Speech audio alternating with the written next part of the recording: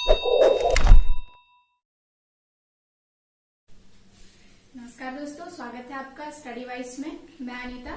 तो आज हम चर्चा करेंगे संविधान और उसके हिस्टोरिकल बैकग्राउंड पे। तो सबसे पहले हम ये जान लेते हैं कि संविधान होता क्या है। तो जो संविधान होता है वो कुछ नियमों और कानूनों का संग्रह होता है। जैसे कि आप सभी जानते हैं कि मनुष्य एक समाज में रहता है और उसे समाज में रहने के लिए कुछ नियमों व कुछ कानूनों का पालन करना पड़ता है। तो वही नियमों और कानूनों का संग्रह जो होता है वो एक संविधान होता है। तो चलिए देखते हैं कुछ विद्वानों के अनुसार संविधान की परिभाषाएं। तो सबसे पहले हम देखेंगे कि हरमन फाइनर क्या कहते हैं। तो हरमन फाइनर के अनुसार संविधान मूलभूत राजनीतिक संस्थाओं की एक व्यवस्था है। वही ऑस्टिन ने अपनी परिभाषा में कहा है कि संविधान उन नियमों का समूह है जो सर्वोच्च शासन की रूपरेखा निर्धारित करते हैं। अब अगर हम देखें 22 की परिभाषा, तो 22 कहते हैं कि संविधान ऐसे निश्चित नियमों का संग्रह है जो सर्वोच्च शासन की रूपरेखा निर्धारित करते हैं। तो इस प्रकार से हम इन तीनों परिभाषाओं को देखकर अगर हम इसका निष्कर्ष निकालें तो हम ये कह सकते हैं कि जो संविधान होता है वो कुछ नियमों और कानूनों का संग्रह होता है और किसी भी देश में उस देश का संविधान सबसे सर्वोच्च होता है।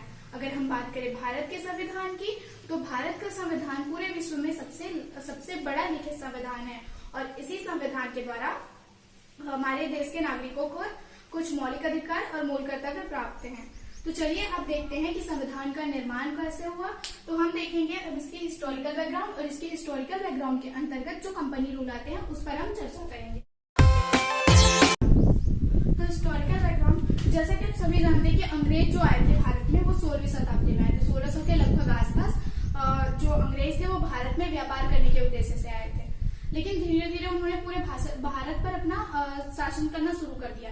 जब वे सबसे पहले 1600 में अंग्रेज जो है वो भारत में व्यापार करने के उद्देश्य से आए थे। जब वो व्यापार करने आए थे तब उन्होंने हमारे देश में किसी से भी व्यापार करने की अनुमति नहीं दी थी। उन्होंने सिर्फ अपने देश के जो सरकार थी उस समय वहां की सरकार एलिजाबेथ प्रथम थी। तो उन्होंने एलिजाबेथ प्रथम से भारत में व्यापार करने की अनुमति दी। तो उन्होंने उनको 15 वर्ष तक व्यापार करने की अनुमति दी। परंतु बाद में जो एलिजाबेथ के जो बेटे थे चार्ल्स, उन्होंने इस अवधि को बढ़ाकर जब तक वो व्यापार करना चाहे तब तक कर सकते हैं, ऐसा कर दिया। तो इस प्रकार से अंग्रेज जब आए थे तो वो सिर्फ व्यापार करने के उद्देश्य से आए थे और उन्हें हमेशा के लिए व्यापार करने की अनुमति एलिजाबेथ प्रथम के जो बेटे चार्ल्स थे उन्होंने दी। अब जैसा कि आप सभी जानते हैं कि 1757 में प्लासी का युद्ध हुआ और 1764 में बक्सर का युद्ध। तो जब पहले अंग्रेज व्यापार करने जाते थे तो उन्हें एक स्थान से दूसरे स्थान पर व्यापार करने जाने के लिए कुछ कर देना पड़ता था। तब उन्होंने सोचा कि हमें इससे घाटा हो रहा है तो क्यों ना हम लोग शासन करना शुरू करें, व्यापार करने के साथ साथ हम शासन करना शुरू करें। तब उन्होंने 1757 में प्लासी का युद्ध और 1764 में बक्सर का युद्ध लड़ा और ये दोनों युद्ध जीत जाने के बाद ईस्ट इंडिया कंपनी 1757 में प्लासी का युद्ध और 1764 में बक्सर का युद्ध जीत जाने के बाद उन्हें बंगाल, बिहार और उड़ीसा में तीनों जगह मुफ्त व्यापार की सुविधा मिली और ये तीनों जो है वो ईस्ट इंडिया कंपनी के अधीन हो गए। तो इस प्रकार से धीरे धीरे करके जो अंग्रेज थे वे पूरे भारत में शासन करना शुरू कर दिए। तब जो ब्रिटेन की सरकार है उन्होंने ईस्ट इंडिया कंपनी को नियमित और नियंत्रित करने के लिए कुछ अधिनियम पारित किए। तो चलिए उसी के बारे में चर्चा करेंगे अब।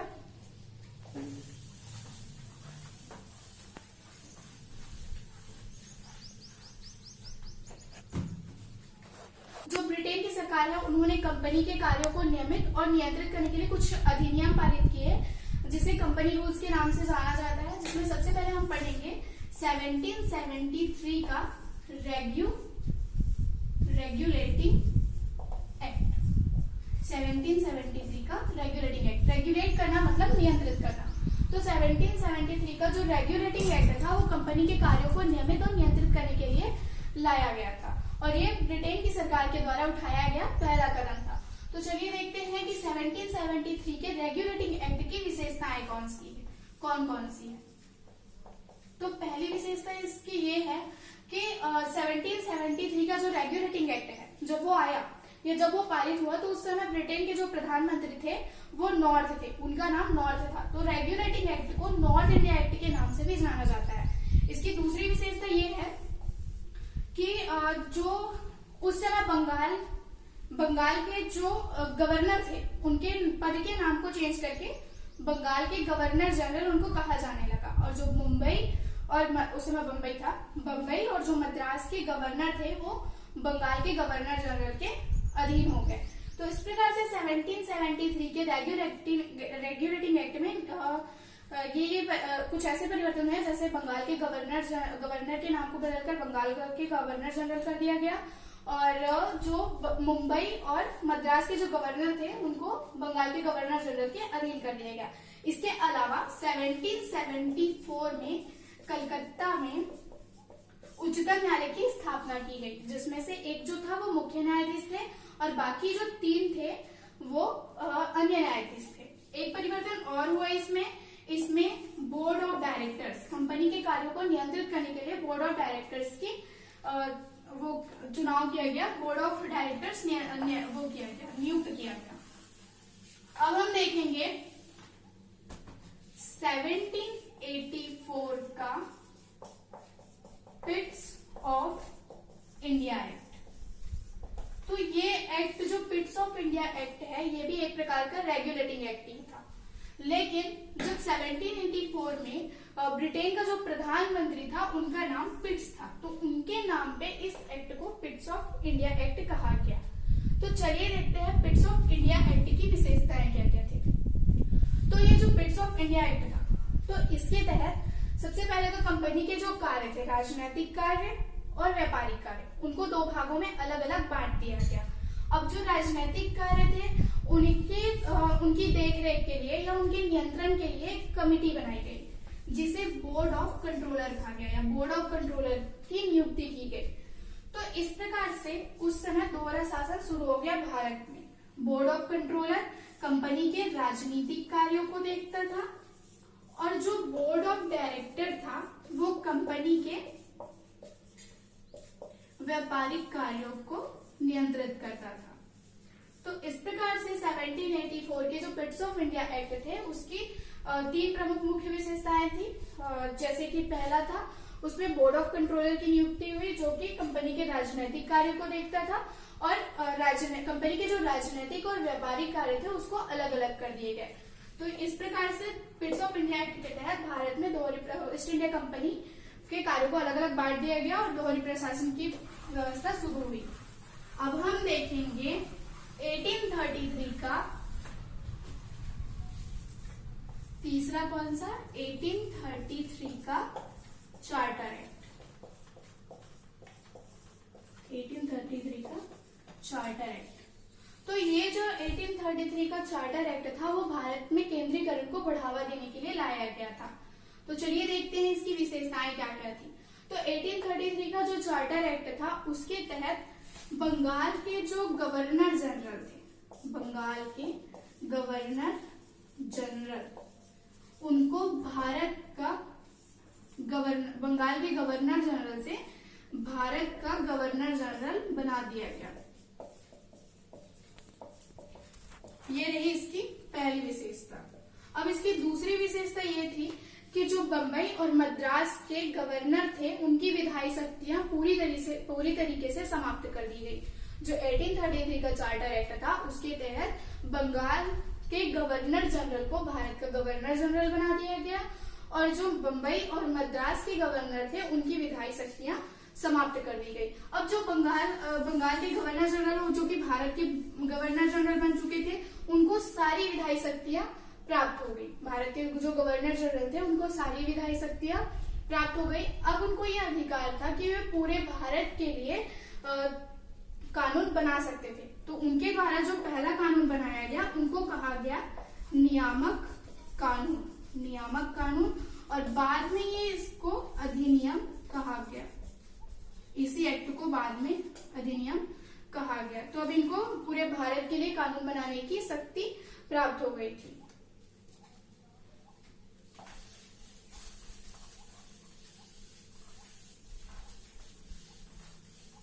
अब हम पढ़ेंगे 1853 का चार्टर एक्ट।